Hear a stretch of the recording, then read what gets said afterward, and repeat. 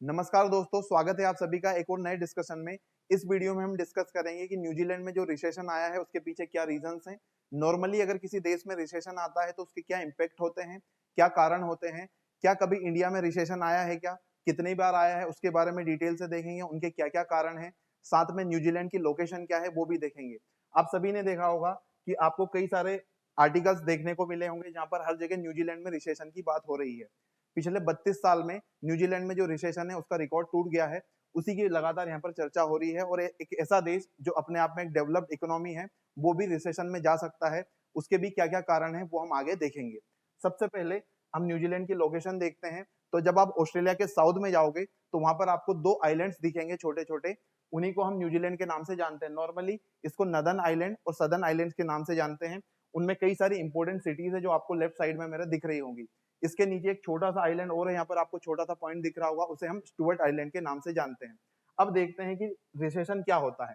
तो रिसेशन के बारे में अगर सिंपल टर्म में अगर हम डेफिनेशन इसकी देखें तो रिसेशन एक पर्टिकुलर टाइम पीरियड में अगर किसी देश में इकोनॉमिक स्लो डाउन आता है, इकोनॉमिक एक्टिविटीज बहुत ज्यादा स्लो कर जाती है, तो उसी को ही रिसेशन का नाम दिया जाता है।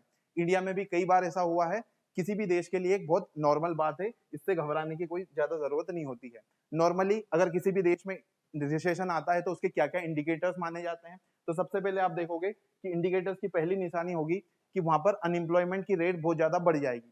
फिर अगर आगे बढ़ोगे तो जो हाउस होल्ड की स्पेंडिंग है, आप और हमारे घर में जो खर्चे होते हैं वो बढ़ जाएंगे। जब वो खर्चे घट जाएंगे। जब किसी भी देश में खर्चे घटेंगे तो ऑब्वियस सी बात है इकोनॉमिक डिमांड्स नहीं होगी और उस देश में इकोनॉमिक एक्टिविटीज नहीं होगी, जिससे ऑटोमेटिकली वो देश क्या होगा, रिसेशन में चले जाएगा।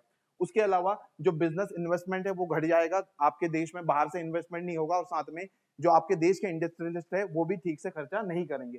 उसके अलावा अगला है आपका जो हाउस होल्ड बिजनेसेस है, वो अपने जो लोन से उन्होंने अपने घर के लिए लोन लिया होगा, अपने बिजनेस के लिए लोन लिया होगा, वो भी ठीक से उसको पे बैक नहीं कर पाएंगे, प्रॉपर टाइम पर उसकी ईएमआई नहीं भर पाएंगे। तो वो भी एक इसका इंडिकेटर है।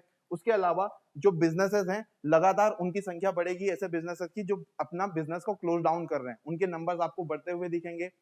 और साथ में एक जो आपकी रियल जीडीपी, आपके देश के जो जीडीपी के नंबर्स हैं वो आपको घटते हुए दिखेंगे। देश में आपकी जो रियल इनकम्स है वो भी आपको कम होती दिखेगी। उसके अलावा एम्प्लॉयमेंट की जो दर है वो भी घट जाएगी। उसके अलावा जो इंडस्ट्रियल प्रोडक्शन है वो भी काफी कम हो जाएगा और कंजम्पशन भी कम हो जाएगा। साथ में आपके देश में जो रियल एस्टेट की ग्रोथ है वो भी कम हो जाएगी। और भी कई सारे इकोनॉमिक इंडिकेटर्स हैं वो आपको नेगेटिव होते दिखेंगे। न्यूजीलैंड में सेम चीज अभी हुई है, इसी के कारण वहां पर 32 सालों का रिकॉर्ड टूट गया है। अब नॉर्मली इसके क्या कारण माने जाते हैं, अगर एक एक करके कुछ कारणों की चर्चा करें तो सबसे पहले जो सप्लाई और डिमांड होती है उसमें मिसमैच आ जाता है। यानी कि जितनी जरूरत है उतना कभी हो सकता प्रोड्यूस ना कर पा रहे हो या फिर उसका एक्सेस हो जाए। तो दोनों चीजें हो सकती है। अभी हम इकोनॉमी के कॉन्सेप्ट में नहीं जाएंगे, आपको बस कारण पता होना चाहिए। दूसरी बात, इंटरेस्ट जो आपके देश के अंदर जो ब्याज दरें हैं, इंटरेस्ट रेट्स हैं, उनका कम या ज्यादा होना जो आपकी सरकार की जो पॉलिसीज हैं उनकी वजह से भी कई बार इसके ऊपर इम्पैक्ट पड़ता है। उसके बाद कई बार होता है क्रेडिट रिस्क या फिर क्रेडिट एंड डेबिट इश्यूज की वजह से भी, डेब्ट इश्यूज की वजह से भी ऐसा होता है। जैसे आपने देखा होगा श्रीलंका के भी कारण, श्रीलंका में आपने पिछले वर्ष देखा था कि वहां पर भी रिसेशन जैसा माहौल बन गया था। इसी तरह की सिचुएशन किसी भी देश में हो सकती है। इसके अलावा वहां के फाइनेंशियल मार्केट में अगर प्रॉब्लम हो, अगर वहां का शेयर मार्केट ठीक से ग्रो नहीं कर रहा है तो वो भी उसका एक बड़ा कारण माना जाता है। इसका एग्जाम्पल जो 2008 में सब प्राइम क्राइसिस आए थे, उससे पूरी दुनिया पर इसका इम्पैक्ट देखने को मिला था। वहां पर सारी दुनिया के जो शेयर मार्केट्स हैं वो बहुत ज्यादा नीचे गिर गए थे और उसका परिणाम रिसेशन के रूप में देखने को मिला था। अब अगर किसी देश में रिसेशन आती है तो उसका क्या इफेक्ट होता है, उसके क्या प्रभाव होते हैं, एक एक करके हम देखें तो सबसे पहले जॉब लॉसेस बहुत ज्यादा हो जाएंगे वहां पर, क्योंकि अनएम्प्लॉयमेंट बहुत ज्यादा बढ़ गया है। उसके अलावा डिफिकल्टी होती है जो प्रमोशंस होते हैं। आप किसी भी जॉब में करते हो, अगर आप किसी भी ऑर्गेनाइजेशन में जॉब करते हो तो वहां पर आपके प्रमोशन बहुत मुश्किल से होंगे और साथ में उनको जो पेमेंट आपकी जो सैलरी वगैरह है उसमें भी आपको ग्रोथ देखने को नहीं मिलेगी, क्योंकि देश आपका क्या है, रिसेशन में है। कंपनी को बिजनेस ही नहीं मिल रहा है तो वो आपके जो पेमेंट्स है वो कैसे बढ़ा पाएंगे। दूसरी बात, जो वर्कर्स हैं, लेबरर्स हैं, जैसे मैं भी एक तरीके से हमारे देश में कुछ ना कुछ काम करता हूँ, उसका मुझे कुछ पेमेंट मिलेगा तो मेरी बार्गेनिंग पावर कम हो जाएगी, मेरे पास खर्चा करने के लिए कुछ नहीं रहेगा, तो ऑब्वियसली मेरी बार्गेनिंग पावर क्या होगी, कम हो जाएगी।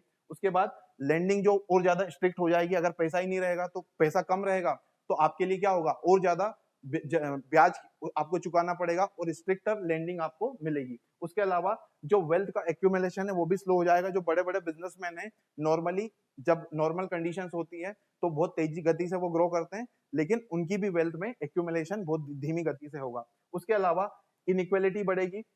जहां तक आपके देश के अंदर अलग अलग क्षेत्रों में इनइक्वालिटी आपको बढ़ती हुई देखने को मिलेगी और आपके इनकम्स कम होंगे। तो ये सारे इफेक्ट आपको देखने को मिलेंगे रिसेशन के। अब हम एक बार देखते हैं कि इंडिया में कभी रिसेशन आया या फिर नहीं आया। तो नॉर्मली 6 बड़े रिसेशन इंडिया ने देखे हैं, एक एक करके उनकी थोड़ी सी टाइमलाइन देखते हैं।